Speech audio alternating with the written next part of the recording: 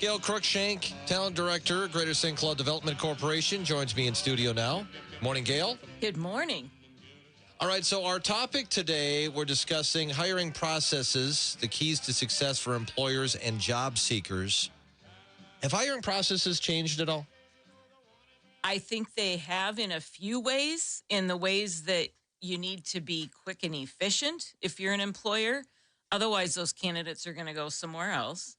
And then on the flip side, job seekers need to do their homework as well. And, are they aligned with that employer, culture, values, goals of where they want to go with their career? So it's definitely become more of an intense, I think, game to play, if you will, because people, there's plenty of jobs. And if our employers don't move quick enough and aren't, clear and consistent with communication, job seekers are going to go somewhere else. What is quick enough? And does it depend on what job it is? Well, it does. And I think the biggest thing, it's not about just how quick you are, but how consistent you are with your communication. So if it is a job that takes a little bit longer to interview, go through the process, whatever checks they have to do, are you keeping that candidate up to date on what the status is? I hear over and over from job seekers, I had my second interview and then radio silence for the last 2 weeks, not even where they're at with it. And that's the frustrating part. And are people just moving on and just assuming, okay, I didn't get that one, I'm moving on to another opportunity? Then they're going to go interview somewhere else because Lord knows there's a lot of jobs for them to pick from. Are we getting more people applying for jobs? I think last time you were here, you mentioned that we're getting closer to the 2019 levels of at least people applying for these job openings. I am hearing from almost every employer I talk to that applicant flow is much better and good quality applicant flow. They can't, it's still a challenge and they have to make sure they're doing their part, but at least it's stepped up a lot from what I'm hearing. And again, from all industry, not just one particular one, which is encouraging. Is it all levels of jobs, or are we just talking about and do we still have, need for all levels of jobs? I guess that's what I'm asking. We do have need for all levels of jobs. I think still that entry-level worker is probably that pain point for some of our industries, particularly. That's where everybody's got a need. Right. Okay. In those higher-paying jobs, they're getting filled? And in which yes case? And no. Okay. Again, that's where the company needs to make sure that do they have the benefits that matter? Are they offering, that flexible scheduling, flexible opportunities, room for growth? So at that higher level, those employers really need to take a look at what does their company look like? Are they appealing? Are they that company of choice, which we talk about a lot? How about companies' policies on the hiring process? They seem like they've gotten slower as a whole. Mm-hmm. And maybe if you're a corporation, if you're like a single, you're a smaller business, maybe you can have faster processes. You could push them through faster. But a lot of corporations seems like there's numerous people that they have to go through and hoops they have to jump through and different things that they have protocols they have to follow to get someone hired. Do those processes need to change? They do. And the ones that have changed are finding a lot of success with it. So some of the things that are important is, all these fancy applicant tracking systems can be effective, but if you're not looking at or screening every single applicant, you're missing people, maybe for a different job, maybe not for the one that they applied to, but could they fit somewhere else in the organization? Some companies are finding very easy, simple ways to get people interested in their jobs, and then they follow up with, go fill out an application, that sort of thing. I was at Juneteenth event on Friday down at Lake George, and Coburn's, for example, they had this little piece of paper, probably had 5 questions on, and a candidate could fill that out, and then that gives them, Coburn's, the opportunity to call them back and talk about openings. So they don't have to be the first thing they see is a 5-page application or, that sort of thing as a job seeker. So it's a lot more enticing to be able to just talk about careers and maybe where could you fit. One company in town, I know they have a texting option. If you're interested in talking about jobs, text this number. And so it's very easy and it's not so, you know, frustrating as a job seeker to, oh my gosh, am I filling out this application right? I don't even know if I want to work here yet, that sort of thing. So, where those employers have made those changes, that's helping. And it's, again, I think increasing their success. Can employers still screen candidates and push them through quick enough to know whether or not they're getting somebody that they would like to have work for them?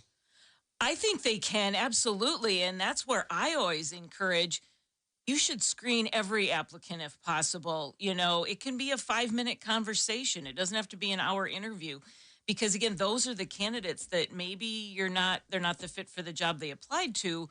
But if they're open to other opportunities, which I encourage job seekers to always consider, that might find that perfect candidate for a different job. One of the other things that I noticed is applications can be long. It could take you, it kind of depends on what the job is, but you might be committed to an hour or more just to fill out an application for a job. That seems like a lot. It is. And that's why I really, again, challenge employers. What absolutely positively needs to be on that application and what maybe can you ask later down the road? The other thing, to keep in mind is, interview questions and criteria. Do you absolutely need a certain degree to be considered for a job? Some jobs, absolutely you do. But many jobs, it's about those transferable skills that we talk about so much that's really more accustomed to, is that person a good fit? Are they going to do well in our organization? So if employers are having trouble finding the right employees, can they seek out, do recruiters come into play? And are there certain jobs that a recruiter might make sense for an employer to hire to go and find those qualified candidates? Absolutely. I mean, we have got wonderful employment agencies in town that can certainly help and support, and they are helping many employers. And a lot of times maybe it's a specific hard to fill job that then they can focus 100% on that, or sometimes it's on the flip side. Sometimes employers use our employment agencies to handle that entry level job where they can hire more in masses. So you really need to, as an organization, look to see where your strengths are to find your talent and where could you supplement some other resources, be a recruiter, be it an employment agency, be it events there you can share awareness of opportunities that you have. How about for job seekers? What kind of tips do you have for them in trying to make themselves stand out in an application process? Right. I always challenge all the job seekers I talk to is keep an open mind. First off, I say don't just go immediately to look for the job you had if you're looking for a new job. Maybe it's time for a change. There is so many opportunities opportunities for our job seekers that you don't have to feel like I have to stay in the same path that I've always worked in. And the other thing is for them to stand out, they need to make sure their resume application all align with that particular job that they're applying to. So they can't send out a generic application, or complete a generic application. You have to take the time to go through that and make sure you're aligning to what that company is looking for. And the last thing I'll say is, as a job seeker, if you're not the right fit for the job you applied to, be open to other opportunities. If a company is saying, well, I don't see you in this job right now, but how about you start here and you can work that way? Sometimes job seekers aren't always open to think about that path. And you don't know how quickly you can move through the ranks if you are a strong performing individual. So having that open mind and then share your opportunities or your interest levels as to where you'd like to go within the organization. It helps them, the company as well, know that, I've got this person who could futuristically be the great fit for that job down the road. Are employers still trying to make themselves available for some sort of either remote work or hybrid jobs? I think whenever they can make it work, they are, because they're seeing that is our future. Some jobs can't be remote, but then they're offering other benefits that are, complementary to that, or make that employee feel special, even though they can't maybe work remotely for their job. So, remote work is here to stay in one way, shape, or form. I think that hybrid is that sweet spot. So you get that face to face interaction as well as the remote work. But there's a lot of companies that have 100% remote employees, and it's working well. In this part of the country, we're talking about how warm it is. Getting around, not difficult now, but during certain times of the year, because of weather, it can be more challenging. Does the job sometimes make it available if you've got really bad weather situations, or maybe you've got small kids and you can't find daycare, that remote work can be possible when needed? Right. And yes, I do think employers are open to that. And even we laugh about, yes, roads aren't bad right now. Well, construction is bad. So That's it true. can There's take that. you just as long as snow would take you. But I think those employers are seeing that as I can be a little bit more flexible. And again, maybe it's I only need remote work for 2 weeks while I just simply don't have childcare because of my childcare providers on vacation or whatever. So it doesn't have to mean that it's changing their work structure forever. I think it's, again, listening to the employees as an employer and saying, and really hearing what are their needs. You don't want to lose somebody over something simple that you could have fixed for them or made some accommodation for a short period of time or a long period of time.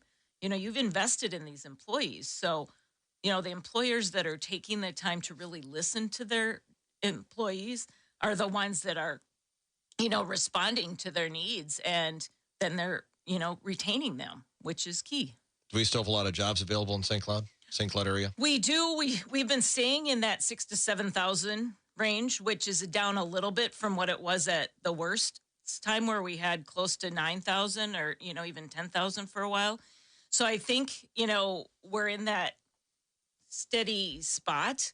JobSpot continues to get lots of exposure. And again, there's so many ways that, it's just easy for you to look at jobs, even if you don't want to apply. It's just to see what's out there. You don't, as a job seeker, you can just scroll and with both companies and opportunities. Yeah. So, If people do want to find out more, what's the website they should go to? for job seekers, go to stcloudshines.com and you'll see all the great things about St. Cloud community as well as the JobSpot portal. And then for our employers, if you want some employer support tips,